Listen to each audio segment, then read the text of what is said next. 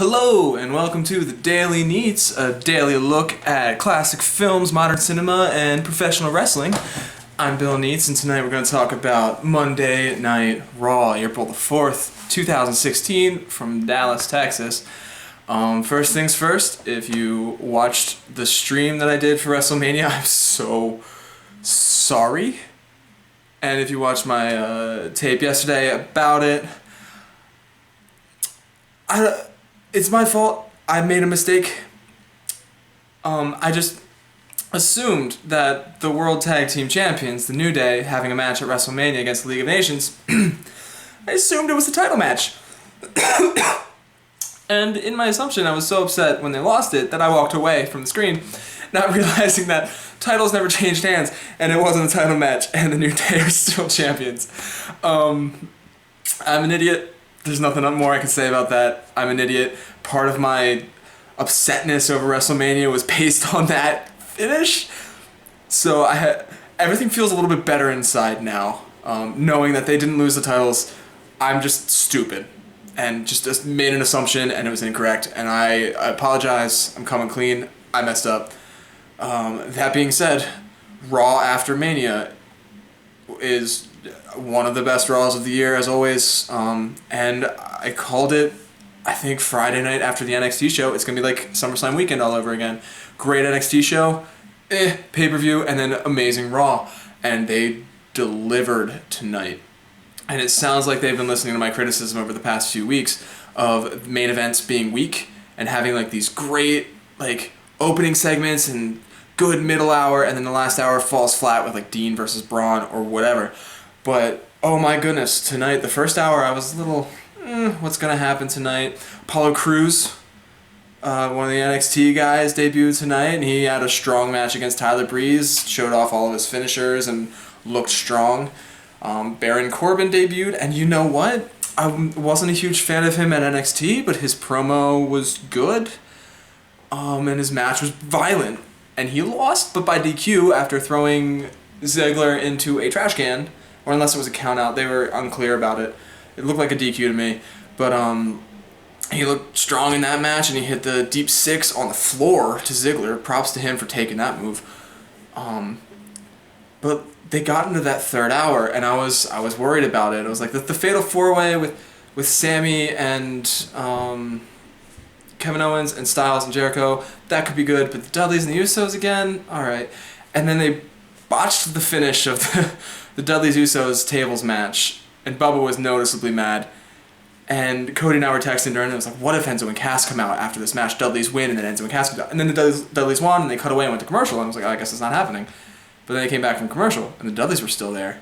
And that familiar Long Island-ish, Staten Island-ish Italian theme hits. I'll walk Enzo Amore and Colin Cassidy. And Cody and I were just losing our minds over that. And that would have been fine until Sammy got injured. And as soon as like that backstage thing happened, I texted Cody. I was like, he's not going to compete tonight. He's going to be replaced with Dean.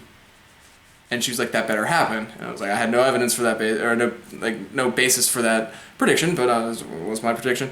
And then they showed like the little black silhouette, and it looked an awful lot like John Cena, and he was at Mania last night, so I was like, oh, what if it's John Cena? But it was none of them. It was Cesaro. Cesaro came back looking amazing in a breakaway suit with his gear underneath, and just was everything I wanted him to be. Swung Jericho 10 times, and did his gigantic pop-up uppercut. And that fatal four-way match, I was on the edge of my seat that whole match. It was a very, very good four-way with a lot of drama and a lot of action, and it didn't feel like, similarly to, I don't think I made this point yesterday, similarly to the women's triple threat at Mania, it didn't feel like a match in which somebody gets pushed out of the ring and then two people go at it, and then someone comes in, throws somebody out, and then they go at it. It felt like every move was being hit, somebody was waiting to hit another one, and all 3 or 4 of them were in the ring at the same time, doing stuff and getting creative with it, and it was like just such a high point to end the night on. And then, of course, AJ Styles has a match with Roman Reigns, I assume at Payback is next? I don't know. I think it's Payback. There's a commercial that said Extreme Rules, and then on the show that said Payback. Whatever the next show is. I could look it up, but I am lazy. And speaking of Roman Reigns, he didn't do what I was expecting him to do tonight. I was expecting him to come out and smile and say how thankful he is that he won the title, and thankful to everybody that helped him along the way, and blah blah blah. But no, he didn't. He came out kind of different. He came out kind of smug, a little bit arrogant, and he didn't talk a lot. He basically just said, "I'm the guy now," and dropped the mic.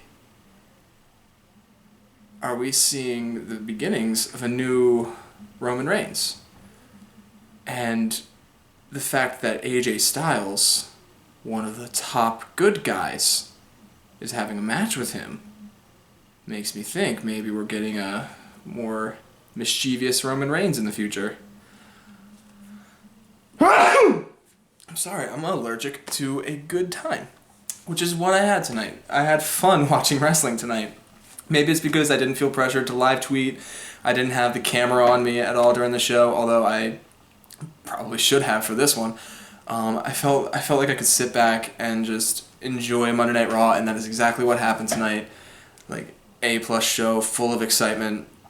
Hopefully they make a mention next week about how good this Raw was, because it was under Shane McMahon's control. But we'll see. That's for future Neitz to worry about. Speaking of future Neitz, tomorrow I should be looking at a film called JFK, which I just realized will be the second thing in a week concerning President Kennedy that I've watched. But that's tomorrow. For tonight, I am going to sleep.